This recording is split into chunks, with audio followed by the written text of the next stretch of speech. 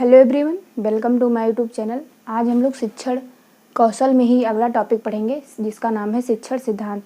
तो हम लोग सबसे पहले जानेंगे कि शिक्षण सिद्धांत कहते किसे हैं और शिक्षण सिद्धांतों में हम लोग जो इम्पोर्टेंट शिक्षण सिद्धांत हैं जो उनके बारे में देखेंगे और इसके अंतर्गत जो है वो हम पढ़ेंगे।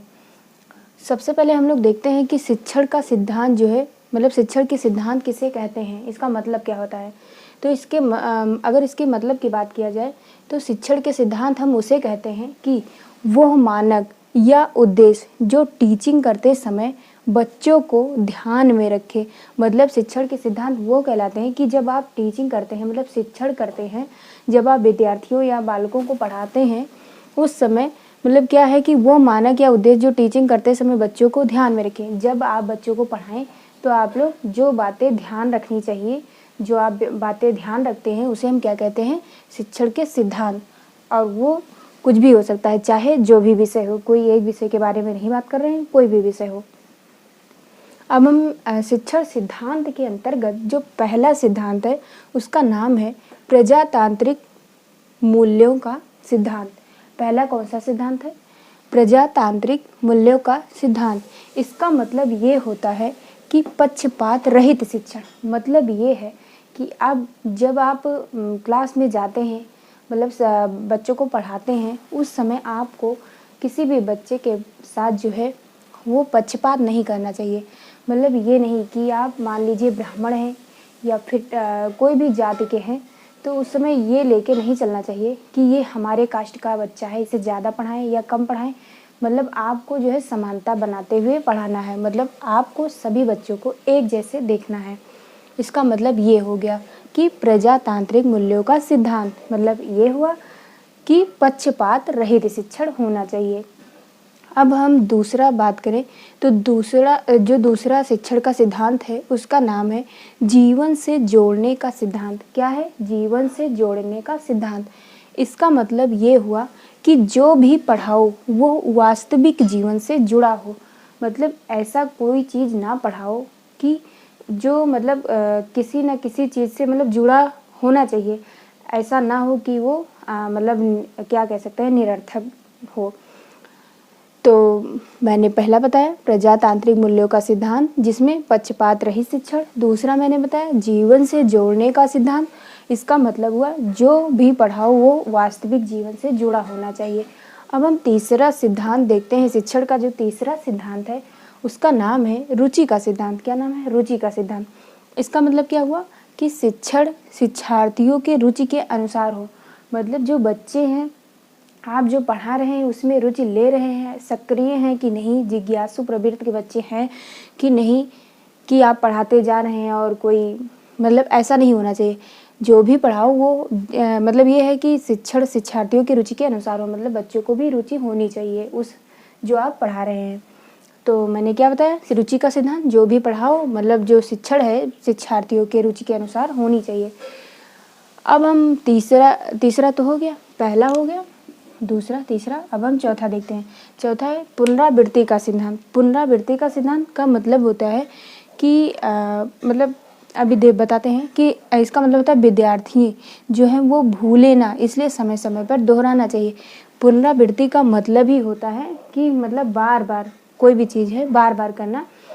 तो इसका मतलब यह हुआ कि आपको क्लास में जो बच्चों को पढ़ाते हैं, पहली बार पढ़ा चुके हैं तो बच्चे भूले ना, इसके लिए जो है बार मतलब कुछ कुछ समय अंतराल पर कुछ कुछ समय बाद जो है उसका दोबारा आपको पढ़ाना चाहिए। मतलब क्या है कि दोहराना चाहिए जिससे वो भूले ना, मतलब विस्मृति के शिकार न हो।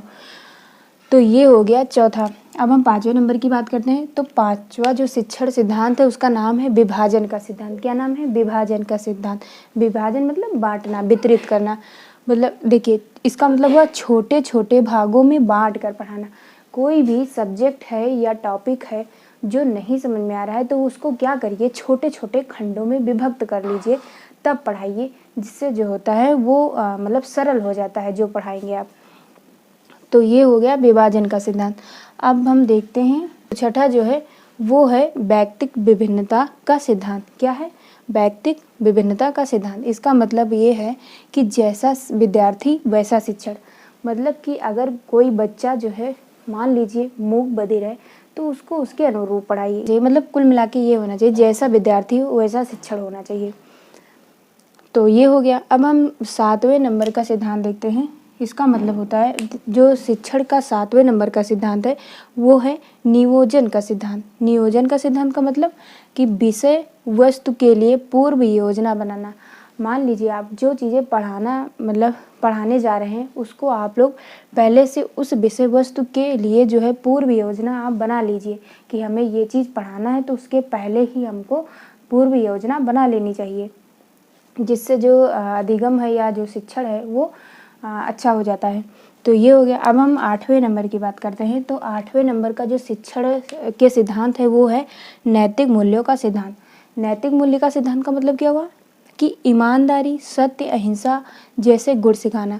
बच्चों को पढ़ाने के साथ साथ ईमानदारी भी सिखानी चाहिए, सत्य बोलना सिखाना चाहिए कि सत्य क्या है, और सत्यता सिखानी भी चाहिए, अहिंसा जैसे गुण भी सिखाना चाहिए।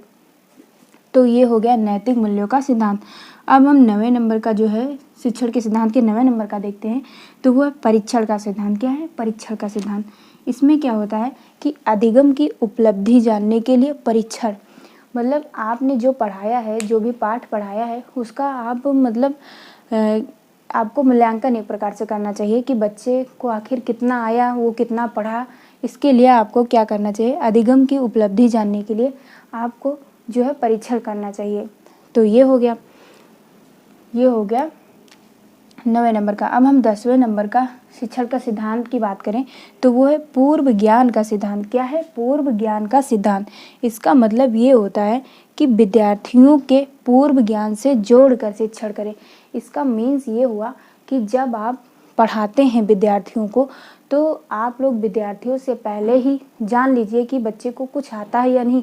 मतलब उन बच्चों के पूर्व जो ज्ञान है उसको आप लोग जान लीजिए, उसके अकॉर्डिंग जो है जोड़ कर पढ़ाइए, जिससे बच्चे को जो है रुचि उत्पन्न होगी और बच्चे जो होंगे वो सक्रिय होकर पढ़ेंगे और जो है जिज्ञासु होंगे और पूछेंगे भी प्रश्न।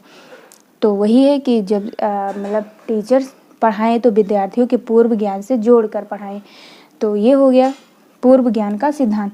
अब हम शिक्षण के सिद्धांत में 11वें नंबर का देखते हैं। 11वें नंबर का जो है वो है अंतःक्रिया या संप्रेषण का सिद्धांत।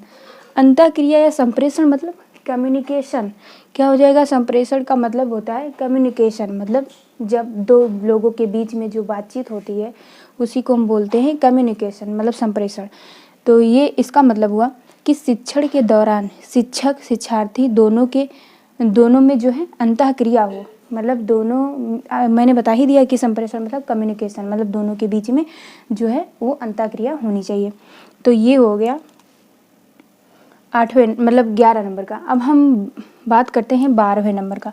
12वें नंबर का जो शिक्षण का सिद्धांत है वो है प्रेरणा का सिद्धांत। क्या है? प्रेरणा का सिद्धांत। इसका मतलब ये हुआ कि शिक्षार्थियों में रुचि एवं जिज्ञासा जागृत करके अधिगम के लिए प्रेरित करें।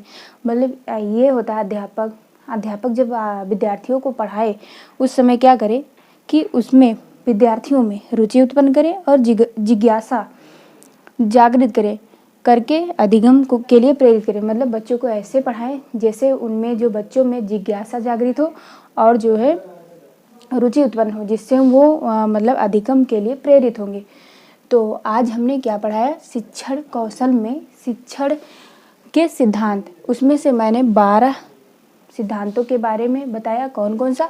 पहला मैंने बताया प्रजातांत्रिक मूल्यों का सिद्धांत, दूसरा मैंने बताया जीवन से जोड़ने का सिद्धांत, तीसरा मैंने बताया रुचि का सिद्धांत, चौथा बताया पुनरावृत्ति का सिद्धांत, पांचवा जो है वो है विभाजन का सिद्धांत, छठा मैंने बताया व्यक्तिक विभिन्नता का सिद्धांत और सातवां मैंने बताया नियोजन का सिद्धांत, आठवां मैंने बताया नैतिक मूल्यों का सिद्धांत और फिर मैंने जो है 9वां बताया परीक्षण का सिद्धांत और 10वां है पूर्व ज्ञान का सिद्धांत, 11वां है अंतःक्रिया या संप्रेषण का सिद्धांत और 12वां है प्रेरणा का सिद्धांत।